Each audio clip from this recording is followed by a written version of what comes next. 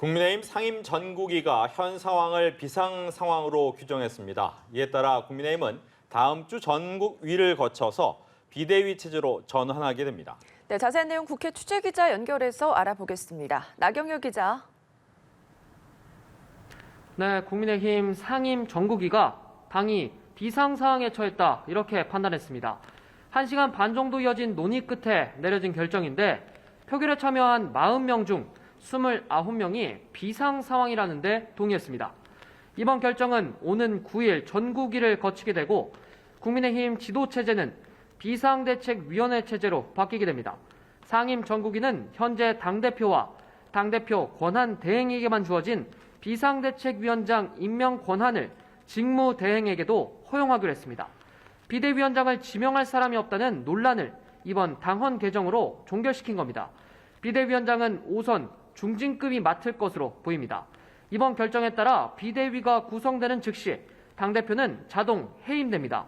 이에 반대하며 비대위가 출범해도 대표직은 유지하도록 하자는 당헌 개정안을 하태경, 조혜진 의원이 냈지만 받아들여지지 않았습니다. 반발이 이어졌는데 정당성에 어긋난다는 주장입니다. 전당대회를 통해 선출한 당대표를 해임하는 이번 결정이 정당 민주주의의 절차적 정당성을 훼손한다는 겁니다. 당사자인 이준석 대표도 강하게 반발했습니다. 오늘도 윤석열 대통령부터 정면으로 비판했는데요. 당의 정론을 얘기하는 당대표가 내부 총질한다는 문장 자체가 형용 모순이라고 했습니다. 내부 총질, 앞서 윤석열 대통령이 권성동 원내대표에게 보낸 문자 메시지에 등장하는 단어입니다. 윤핵관에 대해서도 2017년 대통령 선거에서 3명의 후보를 밀었던 삼성 간호라고 표현하면서 위기가 오면 가장 먼저 도망갈 사람들이라고 나를 세웠습니다. 삼성 간호는 3가지 성씨의 노비란 뜻으로 삼국지 등장인물 여포에게 장비가 붙인 멸칭인데요. 정치권에선 2017년 대선 당시 반기문, 유승민, 홍준표 이렇게 3사람을 지지한 장제원 국민의힘 의원을 노린 표현이란 분석이 나옵니다.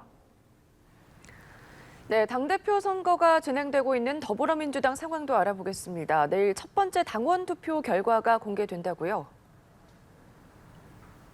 네, 그렇습니다. 민주당은 당대표 선거를 위한 전국 권리당원 투표를 진행하고 있는데요. 내일 그 첫 번째 투표 결과가 나옵니다. 대구, 경북과 강원 지역 결과가 먼저 발표되는데요.